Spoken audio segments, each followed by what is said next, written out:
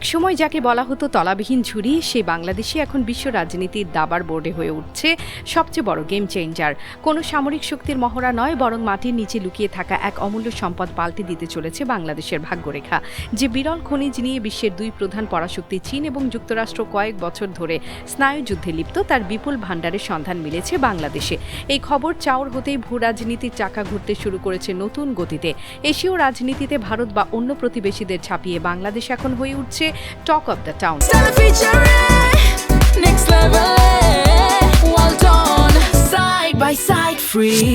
Smartphone থেকে শুরু করে যুদ্ধ বিমান, ক্ষেপণাস্ত্রের গাইডেন্স সিস্টেম কিংবা অত্যাধুনিক রকেট, সবকিছু তৈরিতেই প্রয়োজন 17টি বিশেষ মৌলের এই বিরল খনিজ। বর্তমানে বিশ্বের প্রায় 80% খনিজ নিয়ন্ত্রণ করছে চীন। ডোনাল্ড ট্রাম্পের আমলে যুক্তরাষ্ট্র যখন চীনা পণ্যের শুল্ক বাড়ায়, তখন চীন পাল্টা অস্ত্র হিসেবে এই খনিজ রপ্তানি বন্ধের হুমকি দেয়। সম্প্রতি নিউ ইয়র্ক টাইমসের এক প্রতিবেদনে জানানো হয়েছে, সামারিয়াম, ডিসপ্রোসিয়াম এবং স্ক্যান্ডিনিয়ামের মতো গুরুত্বপূর্ণ মৌলগুলোর অভাবে আমেরিকার প্রতিরক্ষা ও টেক ইন্ডাস্ট্রি বড় ধরনের সংকটে পড়ার ঝুঁকিতে রয়েছে।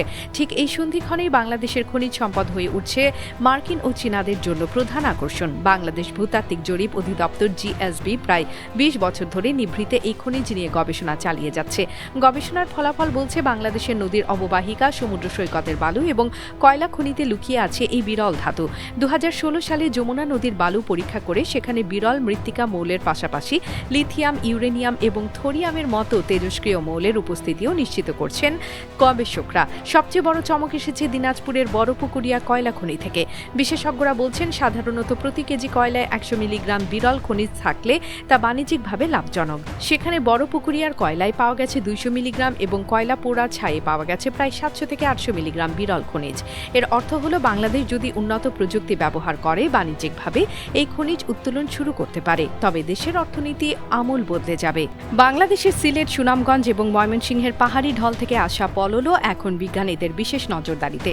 যদি এই খনিজ আহরণ সফল হয়, তবে বাংলাদেশ কেবল দক্ষিণ এশিয়ায় নয়, বরং পুরো এশিয়ার একটি স্ট্র্যাটেজিক হাবে পরিণত হবে। প্রাকৃতিক সম্পদের এই প্রাচুর্য কেবল ডলারের রিজার্ভ বাড়াবে না, বরং আন্তর্জাতিক কূটনীতিতে বাংলাদেশকে এমন এক উচ্চতায় নিয়ে যাবে, যেখানে কোনো পরাশক্তি ঢাকাকে আর অবহেলা করতে পারবে না।